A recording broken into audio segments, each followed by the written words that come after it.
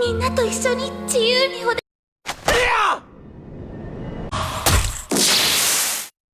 A boy who loves zombies ends up creating one.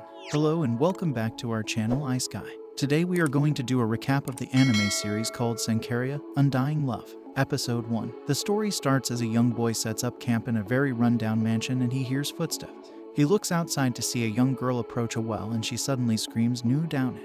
We now get introductions. The boy is Furuya Chihiro, a first year at Shiyu High. He loves zombies and he fantasizes about zombie romance, an odd fetish that no one, not even himself, knows why. He lives in Shurioji Temple and we are introduced to his grandfather Jagoro, his father Dune, the chief priest, his sister Miro, who's 12, and Babu, the family cat who they adopted after straying into the temple. His mother died when he was very young and so he doesn't feel lonely without her. But then one day, an old neighbor of his accidentally ran down Babu and he was thrown into despair. But then, he comes up with an idea. He got out a battered old book from his cupboard that was considered useless. But he's convinced that it's a book about resurrection. He digs Babu from his grave and goes to a deserted mansion that even the locals stay away from to start his ritual. On his second day there, the event at the very beginning of the episode occurred. He keeps Babu in his room in an icebox during the day and leaves for school. We now find out that his schools. It's an all-boys school and there's an all-girls school next door called Sankarea Academy. However, they're separated by a small river.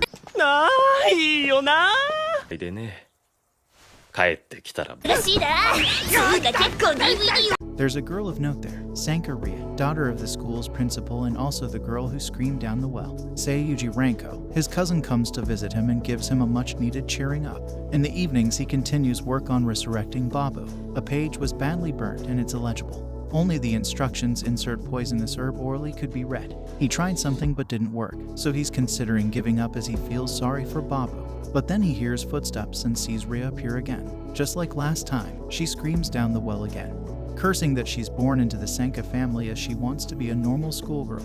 She also says she wants her father to stop taking revealing photos of her to show she's grown. This causes Chihiro to drop the bottle of juice he's holding and Ria notices him. She doesn't want him to tell anyone what he's seen and Chihiro says he can understand that she's probably got her own problems. So the attention turns to why he's here. And after finding out about how he wants to see his pet again, she wants to help him. After a bit, the conversation turns to relationships and Furuya doesn't hesitate to tell her that he wants a zombie girlfriend. だけあって変にプライドが高いのな。なんか逆転された気分だ。 She then says some strange things about becoming a zombie and then bids him farewell for the day. The next time he sees her, her guts are falling out. Episode 2. Ria's watching a zombie flick while Chihiro's at work with his zombification potion. He's tried just about every poisonous plant which fits the description of the mysterious last ingredient. Ria has an idea and leaves to get something. Flashback about Ria's childhood and her creepy dad. Her dad takes pictures of Ria naked as a recording of Ria's annual growth. Of course, Ria figures this isn't a normal family activity. Ria makes a friend in school. Ria tells her new friend about her dad being a pedophile and many other things. Back to the present, Chihiro grows impatient.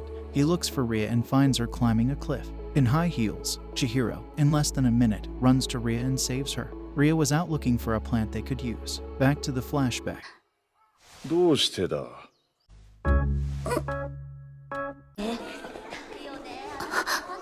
Ria confronts her dad, but it leads to nothing. Ria learns that her friend's family had to move towns because Ria's dad pulled some strings with their jobs. Obviously, Ria's friend isn't too pleased to see the daughter of the guy who screwed her family over. Another naked daughter photo shoot. Ria thinks that if her happiness comes at the cost of the happiness of others, then she might as well stay unhappy. Back to the present. Chihiro is done with his zombie juice, having used the plant Ria picked up. She tells Ria to hold it while he gets Bob. Ria takes the opportunity to steal some grape juice. Bob gets some juice, but he doesn't come back to life. Chihiro tells Ria that he's given up and he's gonna bury Bob. Ria was limping, so Chihiro picked her up and gave her a ride home on his bike. Ria says she'll come to Bob's funeral, smiles like a drunk lady, and parts ways. Daddy sees Ria and Chihiro getting all romantic. Chihiro arrives home and is greeted by his cousin Wanko. From the bathroom, she was bathing. She's naked. He can see that. 他に出かけてるって聞いたんだけど川下りアドベンチャーがしたくて。Wanko sees the icebox and gets suspicious as to why Chihiro's been out late at night with an icebox. She just grabs a hold of the icebox and pushes Chihiro away with her feet. She opens the box and out pops Bob, who escapes into the moonlight. At Ria's side of the story, she's banned from leaving the house. She even has to quit school. She's fed up with her dad's obsession with keeping her to himself, and so she takes the zombie juice. Ep 3, Rhea woke the morning after consuming the poison to find it didn't work. She put on a brave face and went down to breakfast. Rhea puts on a fake smile as she greets her family good morning. Her mother was furious, but also seemed to be enjoying it. Her father apologized for hitting her, but then pointed out that no one could love her the way he does. あなたの行動が私の評価におはようレア。聞いたわよ。 Rhea apologizes for breaking her dad's rules, and so her dad reverts to being a jerk and tells her she should be. As such, she would be homeschooled going forward. She just needed to change out of her school uniform. Danikairo's butler came in with some news, so Rhea was asked to leave. However, she listened at the door. She discovered that they found Chihiro, and her father was planning on having him castrated. How could he do that to Chihiro? She had to get out and warn him, much to the amusement of Area Sanka. Meanwhile, Chihiro was busy trying to catch the reanimated corpse of Babu. Ranko was not happy with what he had done, especially as it could potentially lead to a zombie outbreak. Chihiro realized the error of his thinking and tried to catch Babu. Chihiro's trying to get Bob down a tree. He's just happy his zombie juice worked. Bob leaps from the tree and runs away. Chihiro and Wanko give chase Babu.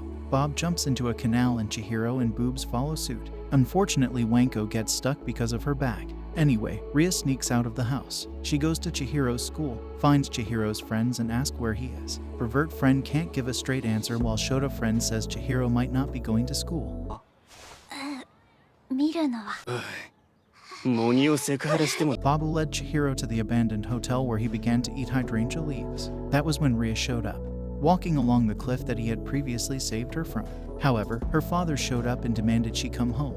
She refused, hitting his hand away. He tried again and dragged her along the side of the cliff. Babu tried to save her, but Danikairo overreacted, knocking Rhea off the cliff. She hit the ground with a thud, having split open her belly on a tree stump. Chihiro and Danikairo watched in horror as it happened. But then, Rhea got up and staggered to Chihiro. Episode 4. Rhea's drunk mom runs into some maids gossiping about Rhea's disappearance. So drunk mom goes to Pedo Dad for some answers. Pedo Dad is washing away his sorrows in the bath when drunk mom bursts in. Apparently, this news about Rhea running away will jeopardize her position as the school's chairman of the board. Meanwhile, Danikairo saw his beloved Rhea die when she fell off the cliff. He was devastated. His entire world had just crumbled before his eyes. But then, she stood up and walked away with that Furuya boy. It's all his fault. He took her away from him. Of course, Danikairo was looking to blame Chihiro after he basically pushed his own daughter off a cliff. This guy is absolutely delusional. Lurker Butler Sen mentions that Rhea is now living with Chihiro. Pedo Dad gets up and vows to get Rhea back. Meanwhile, Chihiro was coming to terms with Rhea dying and then moving into his bedroom. Rhea, with the help of Chihiro, is sewing up her gut wound. Chihiro asks her if she realizes she's already dead. She was excited at the possibilities, whereas Chihiro was still concerned that she died. Rhea wanted to go shopping, visit a museum, basically all the things she couldn't do when living under her father's rule. And on the other side of town, Wanko somehow gets out of the canal. She's not too happy with Chihiro ditching her while going after Bob. Rhea's just happy since this is her first time in a guy's room. And in back to the side of town, which isn't the previous one or the first, Rhea's enjoying the breeze while Chihiro's enjoying the view. Rhea spots Bob on a tree. Some small explanation from Chihiro about how Bob's nose is broken, hence he goes Babu instead of Nai.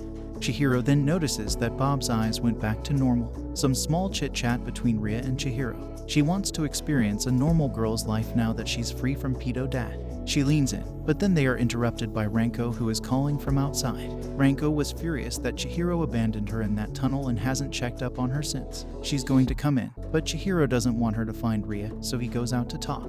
They head down to the river away from his home, which is where Ranko jumps on him and gives him a dressing down for what he did to her. That's when Chihiro's friends show up and they're annoyed too.